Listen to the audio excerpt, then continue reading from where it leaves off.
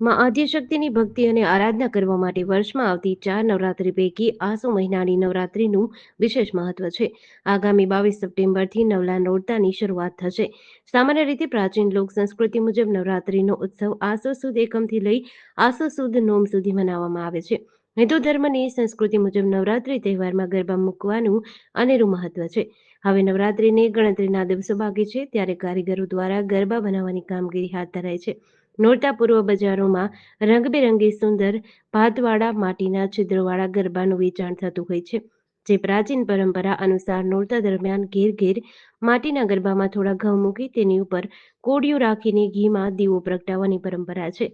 ભાવિકો ખૂબ જ શ્રદ્ધાથી માટીના દેશી ગરબાની ખરીદી કરી 9 દિવસ તેમાં અખંડ દીવો કરી માતાજીની આરાધના કરે છે. સમય ભલે બદલાયો હોય, પરંતુ માટીના ગરબાનું મહત્વ આજે પણ એટલું જ છે. જેમાં મોટા ભાગના માઈ ભક્તો નવરાત્રી દરમિયાન ઘટ સ્થાપના દેશી ગરબા લેવાનું જ પસંદ કરે છે. ત્યારે નવરાત્રી પૂર્વ લખતરના કુંભાર શેરીમાં રહેતા 36 કાંઠાના કારીગર કહેવાતા અમરસિંહભાઈ દેવજીભાઈ લખતરિયાના પરિવારના લોકો છેલ્લી 5 પેઢીઓથી 64 કલામાંથી એક એવી માટીની કલા વારસો જીવંત રાખવા કામગીરી કરે છે. છેલ્લા કેટલાક વર્ષોથી ગરબામાં વિવિધ રંગોનો ઉપયોગ કરીને તેને સુશોભિત કરે છે. તેમાં આભલા, ટીકી, સિતારા, મોતી સહિતના આભૂષણોથી ગરબાને તૈયાર કરે છે. ત્યારે લખતરના આ પરિવાર દ્વારા ઇકો ફ્રેન્ડલી ગરબા નાના બાળકો નવરાત્રીમાં સાંજે લઈને ફરતા હોય એ માટીના ઘોઘા અને કોડિયા બનાવવાની કામગીરી હાલ પૂરજોશમાં શરૂ કરાઈ છે. તો તેને રંગરોગાન પણ કરી નવું રૂપ આપવાનું કામ રવિના લખતરિયા માતાને ઘરકામની સાથોસાથ ઘોઘા તેમજ ગરબાને અવનવી ડિઝાઇન તેમજ રંગકામ કરી મદદરૂપ બની રહી છે. પરંતુ આ વર્ષે ગરબા સારી રીતે વેચાશે, તેમજ ગરબા રસિકો અને ખેલૈયાઓ માતાજીના ગરબા મોટા પ્રમાણમાં વેચાણ થાય તેવી ગરબા બનાવનાર કારીગરો આશા વ્યક્ત કરી રહ્યા છે. મારું નામ જયેશભાઈ અમરસિંહભાઈ લખતરિયા છીએ. અમે માટીકામ વર્ષોથી કરવી છીએ. 50 પેઢીથી ટીમનામ ચાલુ રાખ્યું છે. આમ નામ અત્યારે બનાવી છીએ. ગરબા, ઘોઘા, નોરતાના મોરિયા, કુલળિયું, કોળિયા બધું બનાવી છીએ. ચાલુ રાખ્યું છે. અત્યારે નોરતાનું મારું કામ ચાલુ છે.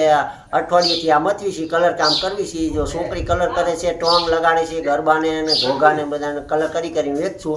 ને 2 દી પછી અમારે નોરતાનું આવે એટલે અહીંયા દરવાજે લારી રાખીને ઊભા રહીશું. 2 દી વેચશું ગરબાને એવું વેચવા માટે. ને આ અમારે પહેલેથી ચાલુ રહેશે. આ બધું વેચવી છીએ. તાવડી બનાવીને બધું બનાવી છીએ. ગરબા ઘોઘા ને બધું બનાવીને વેચવી છીએ. ને ઓલું કરવી છીએ. ને આ 2 દી વેચશું લારી રાખીને.